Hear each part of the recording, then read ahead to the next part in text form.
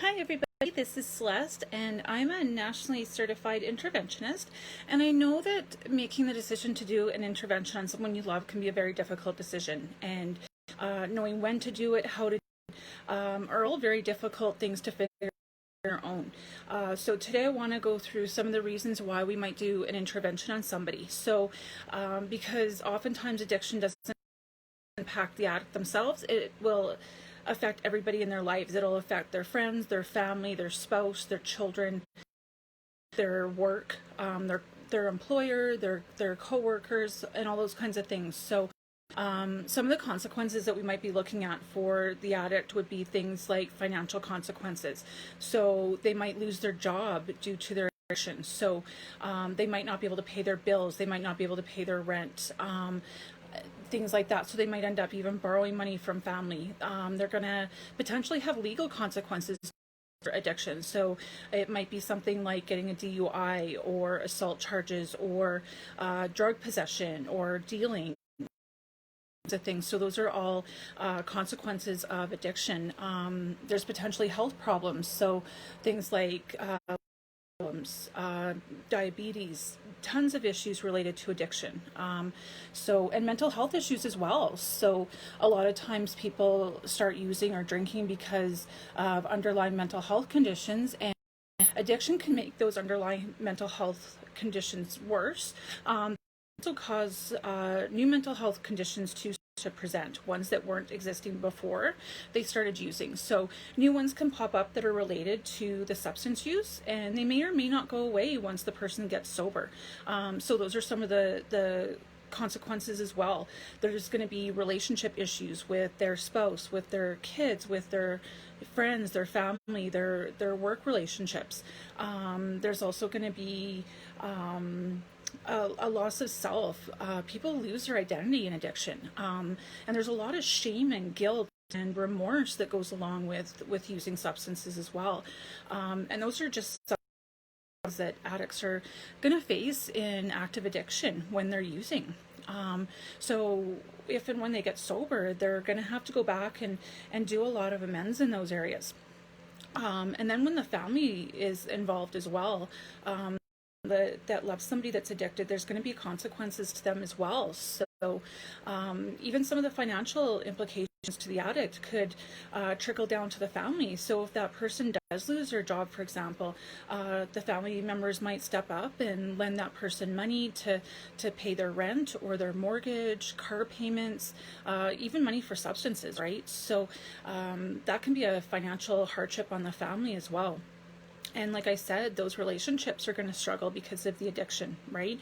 The person could be absent. They could become verbally and physically abusive. And their personality could change completely. So addiction definitely does take a toll on people around the addict. There's going to be a lot of worry and stress and sadness and resentment on the part of the family and the friends. There's going to be sleepless nights. The family feelings of shame and their own. They could be potentially feel embarrassed by that family member, saying, oh, my son, little Johnny, he's, homeless, living on the street, addicted to whatever, right? So, that's a hardship as well. They can feel very powerless and hopeless in the whole process to try to change that person's behavior.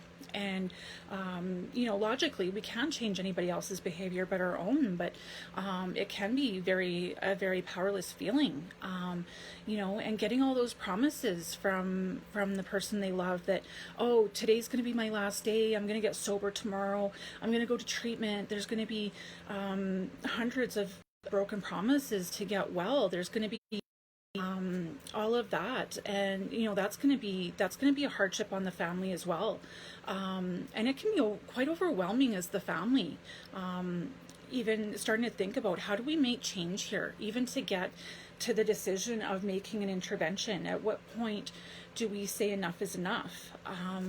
What consequences, one consequence too many? So making that decision, and even once you make that decision to say enough is enough and to go into an intervention, that can be a very scary and daunting Even trying to find the right treatment center. There's 1,000 treatment centers in Canada. Which one do you pick for the person you love? Individualized treatment for their addiction, because they're a unique individual with a unique addiction. All addictions they're similar. Addiction is similar for most people, but there's different consequences. There's different levels of addiction, so different levels of usage and all that kind of stuff. So and different addictions can present very differently. So alcohol is going to present very differently than meth or cocaine or opiates, right? So and then when you add health disorders in there and trauma in there, it's going to look very different for each person. So trying to make that decision is very, very difficult. So I'm that person that helps to navigate people through process and looking at the consequences to the addict and to all their family members as well, is something that I sit down and weigh out with the family and look at how we start to deal with some of these negative consequences and come up with a positive solution-based action plan where we can stop living in the problem and start living in the solution. So, and this is something that I'll get into more in another video, but I do a simple 3-step process during the course of an intervention. So I'll do an evaluation of the family or with the family, and the evaluation will be about the family, all the dynamics, an evaluation of the person who's addicted, what their drug of choice is, how it's impacted their life, all those kinds of things, so we can start to understand how to implement an effective intervention and get them to the right treatment center. And then that leads into the step, which is the second step of an intervention. And this is where we start the planning process as far as how we're going to implement that intervention. So I walk people through that implementation process, and it starts right from the very beginning with structure the intervention, tools, the wording to use. I'll give you different skills to utilize in that intervention, highest possible chance of success.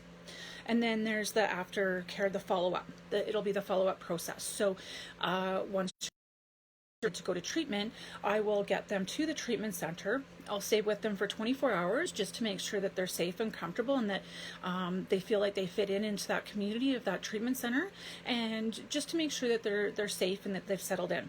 So that's the 3-step intervention process that I go through. It's more in depth than that, and I'll go into a little bit more in another video in the future, and we can go through that. So be sure to tune in for that video as well, and I'll post a link for my booking site if people out there want a consultation with me. You can click the link. You can also call me at 250-688-53, and we can talk about your intervention. Thank you for tuning in. Have a great night, everybody.